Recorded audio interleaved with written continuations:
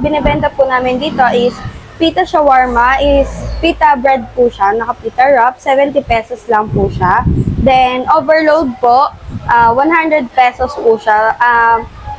Ito po siya, roasted chicken po siya. Then, yung boneless fried chicken po natin is yung po yung bestseller natin. Fried chicken po siya. Then, lalagyan lang din po siya ng garlic sauce. Ang bestseller po talaga namin is yung boneless fried chicken po, yung 150 pesos. Overall sa ginastos ko guys, 170 pesos lang. And sigurado hanggang mamayang gabi na to. Busog na busog tayo nito.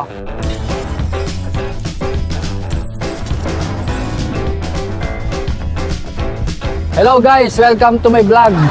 So, by the way, ito nga pala si Kuya Frank. Nandito tayo ngayon sa Dapitan, Sampaloc, Manila. Isa na namang sulit na kainan ang ipe-present ko sa inyo. At kung alam ninyo itong shawarma sa Dapitan, isa to sa mga dinadayo at pinupuntahang shawarmahan dito. Kung mahilig kayo sa mga shawarma rice, shawarma, tamang-tama sa inyo itong kainan na to. At nagbubukas sila rito ng alas 12 ng tanghali hanggang mga around alas 8 o alas 9 ng gabi. Pakaraming mga dumadayo rito kumakain, karamihan mga estudyante. So baka trip nyo to.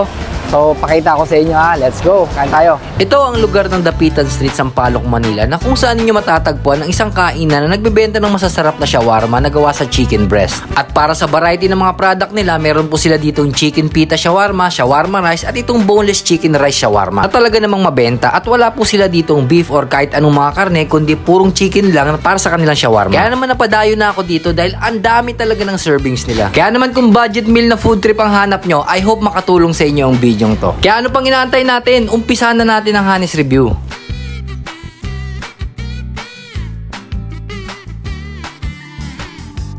Ito po yung ano nila, yung production table nila. Kapag umorder po kayo dun sa cashier, tapos dito na po gagawin yan. Nakita nyo naman, fresh na fresh, bagong salang lang po yan. Yung nakikita nyo po niyan, that is chicken shawarma.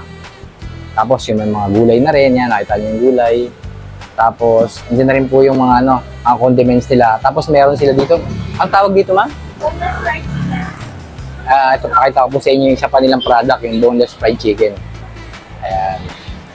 Sinabing shawarma rice po, hindi siya ordinaryong rice po, That is, flavored rice na parang may pagka-Arabic yung lasa. Flavored na po yan. Tapos, ito yung ayan yung chicken na nilalagay sa, fried chicken na nilalagay sa shawarma rice. Lalagyan lang siya ng mga gulay-gulay, gaya nitong cucumber. Cucumber, yan, onion. Ano po, ganun lang kasimple paggawa niya, napakadali lang. Ito pong boneless natin, 150 po siya.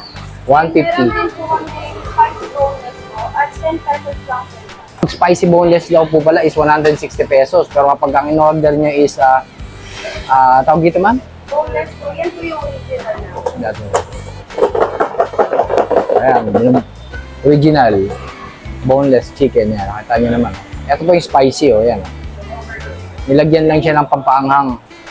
Tinambol lang. Sana tapos nilagyan ng lalagyan naman ngayon ng garlic sauce. Ayan, ganyan lang po kasimple yan. Pero solid, kita nyo naman kung napakarami yan, 100, magkano ito ma'am? 100? 150 po. Then, itong spicy po, 160 po. Okay, yung original is 150, tapos yung spicy nila is 160.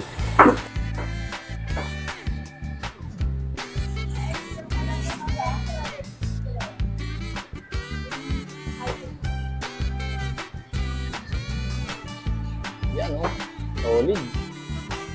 Parang mas masarap yan ganyan din,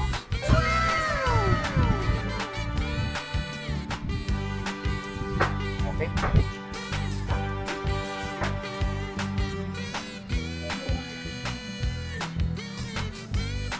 Pasok nyo po rito, syempre magbabayad muna kayo. Pili lang kayo kung ano yung mga o-orderin ninyo. Ang tip ko lang sa inyo guys, orderin nyo rito yung shawarma rice nila. Murang-mura lang, 100 pesos. Ngayon kung gusto nyo naman ng chicken, meron sila ditong boneless chicken na 150 pesos, 160 kapag spicy. Ayan, so panoorin na natin ang paggawa. Kasi alam nyo kung anong dahilan, bakit hindi dinadagdagan yung vlogger? Kasi pag vlogger dinagdagan, may dagdag bayad din Ayan. Normal lang yan, normal na order lang yan, normal na share din yan.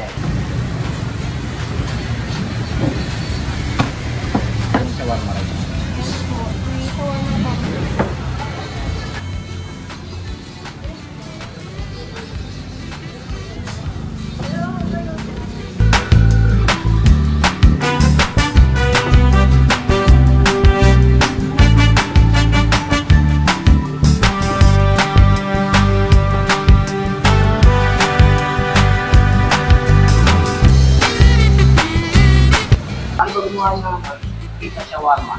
Ako na po yung pita bread po, sir. Iinit po natin din sa may ano. Tapos po, depende po sa customer kung gusto niya ng medyo toasted po. Para po sa akin, mas masarap po yung toasted, sir. Tapos next po, lagay niyo na po yung veggies, sir.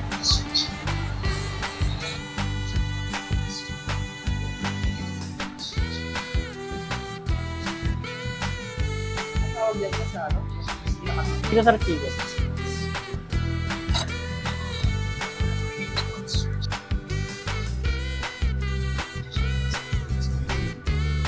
Tapos lalagyan po ng sauce. Ang tawag sa dressing yan? Garlic sauce po. Then, ito po yung spicy natin.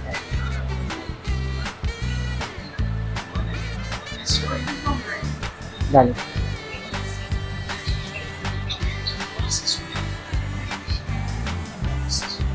Then, nirarap na po natin.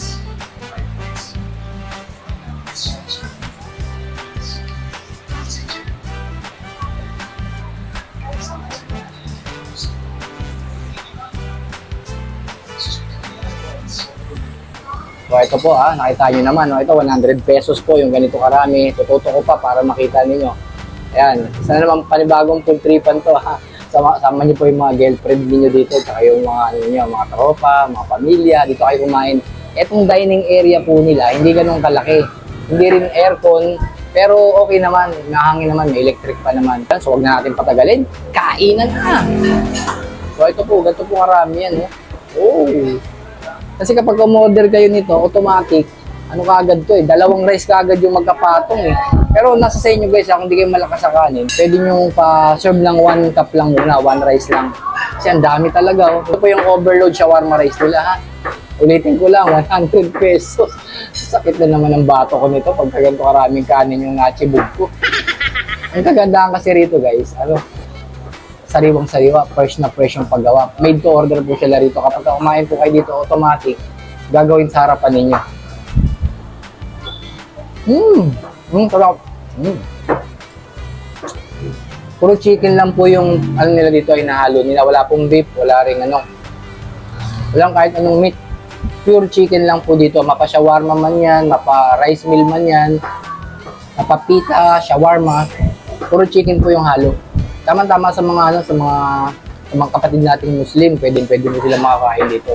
Kasi halal foods po itong mga binibenta nila. Saka ang sarap ang sarap ng sauce na nilalagay nila, yung garlic sauce. Saka yung pinaka nilalagay nilang garlic sauce dito, malasa, masarap. Medyo malamis-namis. Hindi siya kagaya ng mga ibang Arabic sauce na medyo matabang. Parang yogurt yung hinalo. Hindi, ito. Ibang klase yung pagkakagawa. Garlic sauce. Manamis-namis na recommendable ko talaga. Highly recommended dito yan guys.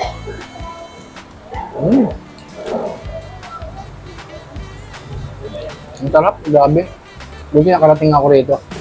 Napanood ko lang to sa mga ibang vlogger nakigaya lang tayo. Kaya pintahan ko kaagad. Tapos yung manok, ang lambot. Yung chicken niya, ang lambot po. Tapos malasa, parang well marinated na yung manok May mga, tomato. Lalagyan din nila ng onion, yan ang dami. Mix nyo na lang. Nasa sa inyo po yan, mix ninyo. Promise. Stop. So, meron din po sila ditong binibenta na drinks naman, iced tea. Sa 1 liter, 70 pesos po yung isang gano'n nila. Ganito po yung itsura ng 1 liter nila. Kapag umorder kayo ng ganito, 70 pesos po. Ayan, kahit ako sa inyo. Talaga yung karne, wala kang malalasahan na aftertaste. Sarap.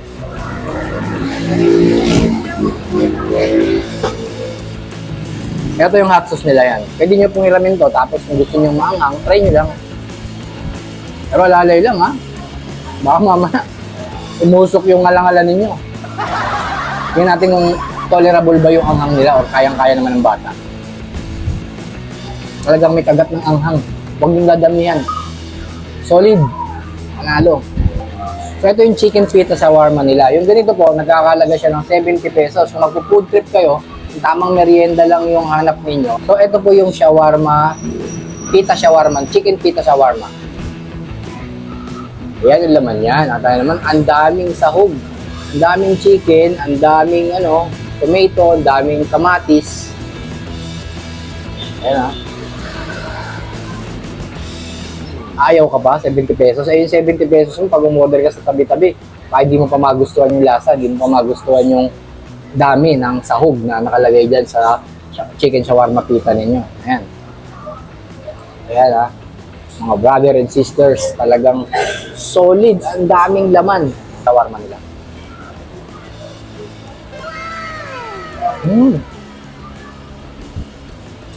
Siyempre, first of all, malambot yung tinapay. Lambot ng pita nila, pita bread nila. Ngayon ako.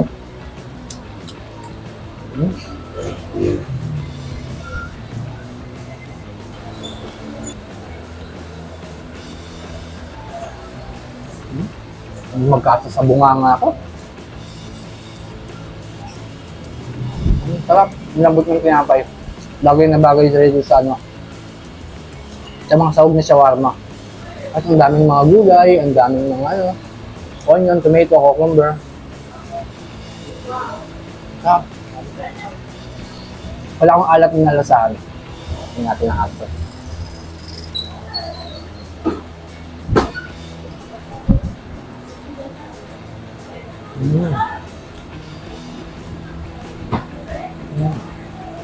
Wow! Sobrang sarap. Grabe. Finger licking good.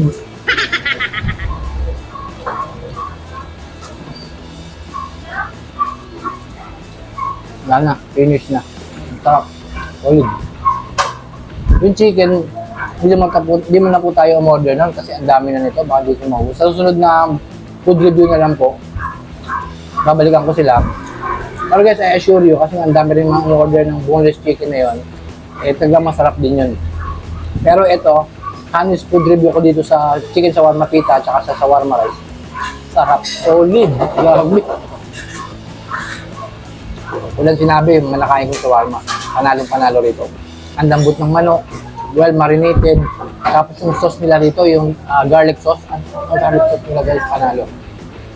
Kasamahan pa ng ganitong ano, chili garlic sauce nila. Ito yung nagpapalasa. Isa rin sa nagpapalasa. Kaya lang maangang talaga to. Wala sila ditong binibentang mga soft drinks or ano, yung iced tea lang po. 70 pesos yung isang 1 liter na gano'n na pinakita ko sa inyo. So, ulitin ko lang guys ha. Bubukas po sila rito ng alas 12 ng tanghali hanggang alas 9 lang po ng gabi. So guys, para sa akin, sulit, masarap, and highly recommended ko to sa maghahanap ng mga budget meal na kainan. Eh, dayuhin na itong shawarma sa dapitan. Grabe, ang sarap. Manalo.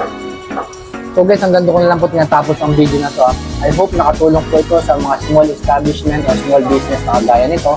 Ay sana nakatulong din po ito para sa inyong nagyang pag-food. Hanggang sa muli, ito nga pala si Kuya Frank na lagi nagpapaalala sa inyo. Ingat po kayo lagi. Chill lang kayo and good vibes. And don't forget to subscribe my channel. Hanggang sa muli, bye-bye! Boom!